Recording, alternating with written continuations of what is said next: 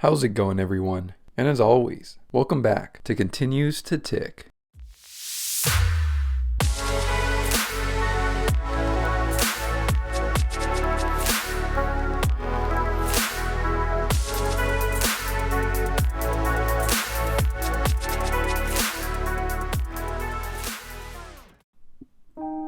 So friends, have you thought about it before?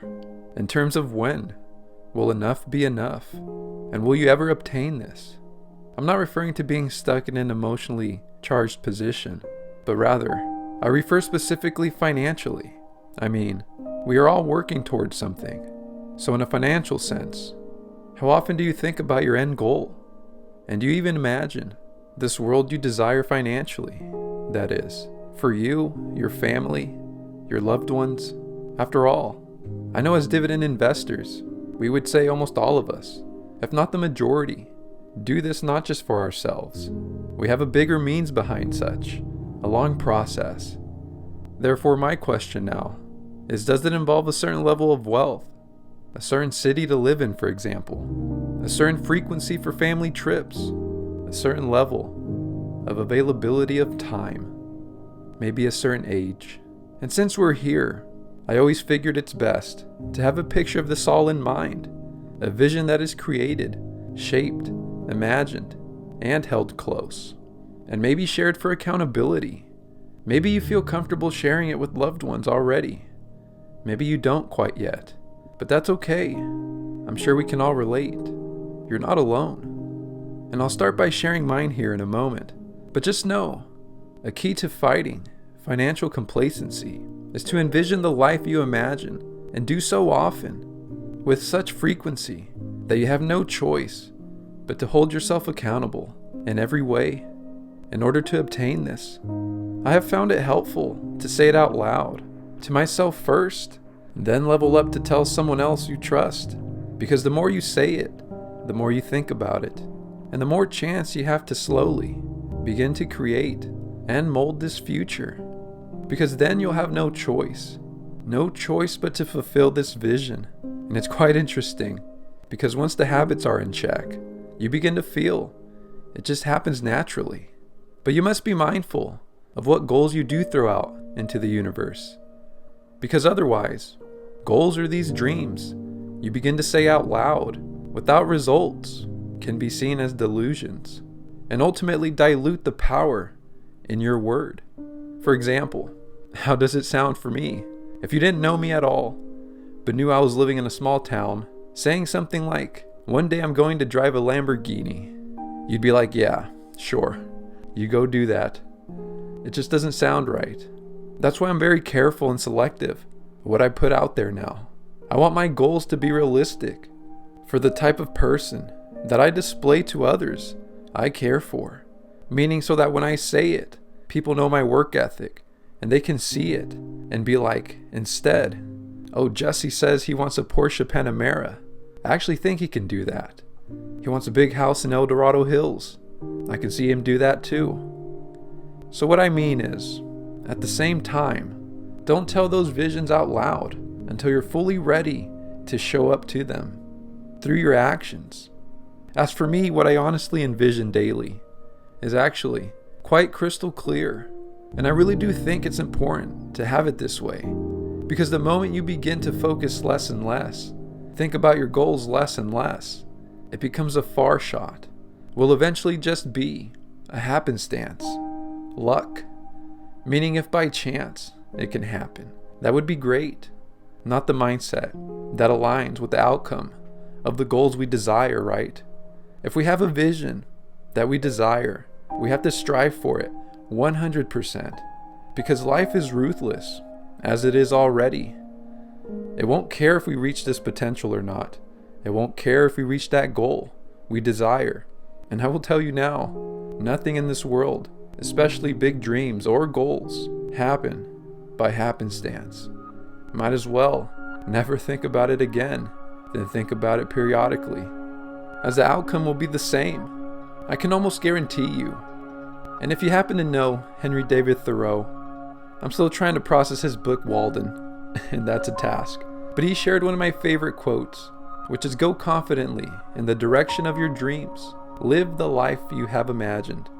So as I mentioned, my vision is crystal clear, and I think about it daily. So for me, I confidently am trying to go in the direction of my dreams, to live the life I imagine. Therefore, by the age of 50, or in 23 to 24 years, I see myself financially being so far ahead of time. I'm not behind it. I see myself with more free time, possibly one bad day away from retirement, which is a power play. You see, when I first started with the state, I used to have a coworker near retirement who would say all the time, "I'm one bad day away from retirement." And being so new to the workforce, I thought, wow, what a position to be in. Then I never saw him again. So the story goes, he must have had a bad day, right?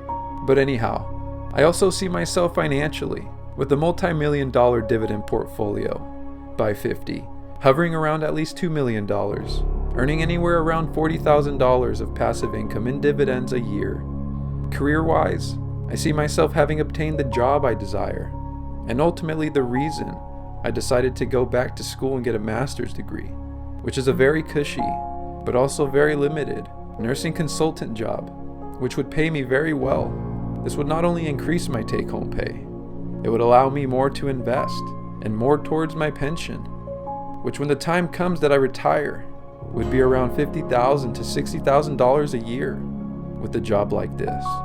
And the flexibility with this gig is what would be most important. I would have ability to work from home and be more free to move about. I also see myself having at least a single rental property for additional passive income, apart from a home I'm paying off. I would hope it to be either in El Dorado Hills, California, or near a city in San Diego. And Google El Dorado Hills homes on Zillow. That's all I gotta say. I also envision driving my dream car, by then one of which is either a Jeep Rubicon Gladiator or a Porsche Panamera. YouTube-wise, I would expect myself to still be doing this every single week until then.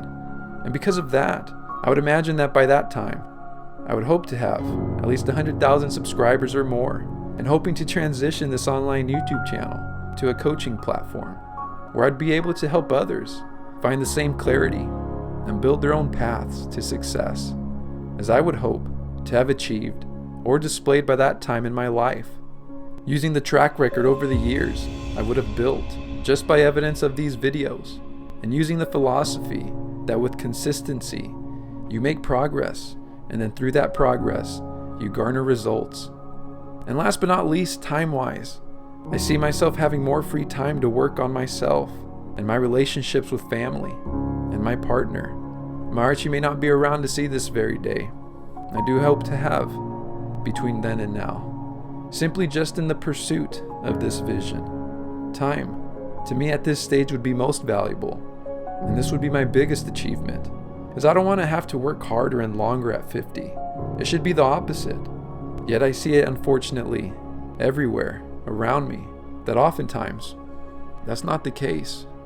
You see, the way I see it, you can never place a price on time, and this is why I dream and strive and desire and must. I must win my time back. Time to me is so precious and valuable, and don't get me wrong, so is living in the present moment. But I plan so much for the future because I see how limited my time is now, and just how limited it must be now. And I don't want it to be this way forever. I want to reach that point of not just equilibrium with my time, but the point in where I can say, I actually own my time back and have excess. And based on my trajectory, I don't want it to be any more, not a single day, if I can avoid it, past the age of 50. Giving 26 years to the workforce in total is enough. Building up my life for this goal for 26 years should be enough. And if done correctly, I know it will be. And like I say often, we have time on this channel, 23, 24 more years worth, so I don't mind if we aren't blowing up quite yet. Because sooner or later, we will be undeniable, just like you will, in whatever task you put upon yourself to achieve. As long as my goals, as long as your goals, as long as my dreams and yours continue to align with the daily steps to reach this, in our lives, I envision it will happen. For me, this YouTube channel, my dividend portfolio, my time, my career, my life will have no choice but to become what I imagine it to be. And I know that was a lot. So let's take this quick little break here as a reminder to like the channel, to like the video and subscribe, of course, but to also just remind ourselves we are now on the downhill slide of 2022. Just as quickly as we got to July, we're in a blink and we're going to be in December. So let's continue to pace ourselves as time continues to tick. And now, as we get closer to wrapping up this week's video, here we are as always, here in the Jesse's Cash Flow portfolio. We currently are at $55,681.75. And this is with the total return of 13.14%, which equates to a total gain of the portfolio of $3,411.35. And if you look a little closer, of market gain, we're still in the green. We're at $1,669, and from earned dividends, we've crossed the $1,700 mark, which is awesome. And I will say, another relatively flat week over this past week's performance, only losing 0.60 of the portfolio, equating to a total loss of $332.50. But here, starting on July 5th, we had one buy, but it was a $46.92. And then on July 8th, moving along, we got paid by American Tower Corp, $8.15. And then also on the same day, getting paid by Omnicom, $5.82. And then we also got paid by Chubb, $4.40. And then on July 8th, we had our weekly deposit of $500. It's systematic, it's written in stone, we do it every time. And then also on the same day, we funneled in this deposit into the portfolio. And as you can see, not much of a snowball there, but going on earlier in the week, we had that $46 snowball. So overall, no complaints from me. And so that's going to be it for this week's video. Thank you guys so much for always stopping by. Sometimes it feels like a grind, and it is a grind, but that's not necessarily a bad thing. Sometimes it's hard to just show up, but showing up is actually the most important part. Sometimes I feel like just stopping as well. Stopping this YouTube channel, stop working out, find a different job, as I'm sure it happens for you too. But despite this, we got to process them in real time and let them know those thoughts are valid. Those thoughts are 100% valid, but they don't align. So while I hold this potential, I got to carry the baton. I got to carry it, and so do you. And we could do it. We just got to do it slowly. We got to do it consistently. We got to not burn ourselves out. So all in all, with that ramble out the way, just know we've made it through 7 days. And because of that, we have a high chance of making it through another 7. And as always, I'll be here. Hopefully you will too. And as always, take care.